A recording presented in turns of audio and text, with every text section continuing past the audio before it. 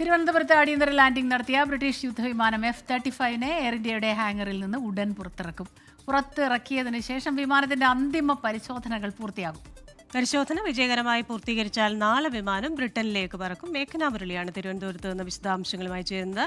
മേഘന, good morning. എന്തായാലും ചിറകൊക്കെ അഴിച്ചു മാറ്റി പോകണം എന്ന് വിചാരിച്ചിരുന്ന ആ ഒരു വിമാനം ഇത് പറന്നു തന്നെ പോകും എന്നേതായാലും ഉറപ്പായിരിക്കുന്നു. വിവരങ്ങൾ പറയൂ.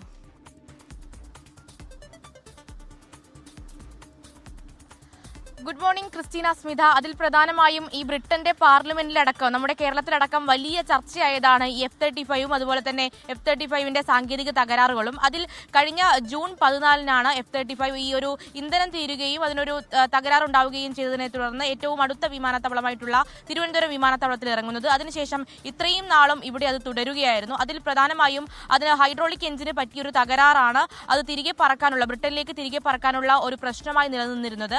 അതിനുശേഷം ഇപ്പോൾ ബ്രിട്ടനിൽ അടക്കമുള്ള ഈ വിമാന കമ്പനി അധികൃതരടക്കം ഈ വിമാനത്താവളത്തിലേക്ക് എത്തുകയും അതിന്റെ തകരാർ പരിഹരിക്കുകയും ചെയ്തു. അതായത് ഇപ്പോൾ ക്രിസ്റ്റീന സൂചിപ്പിച്ചതുപോലെ തന്നെ അതിന് ചിറകുകൾ അഴിച്ചു മാറ്റാതെ തന്നെ ബ്രിട്ടനിലേക്ക് പറക്കാം എന്നുള്ളതാണ് ഏറ്റവും പ്രധാനപ്പെട്ട കാര്യം. അങ്ങനെ ഈ ഹാങ്ങറിലേക്ക് എയർ ഇന്ത്യയുടെ ഹാങ്ങറിലാണ് ഇപ്പോൾ വിമാനം F-35 ഉള്ളത്.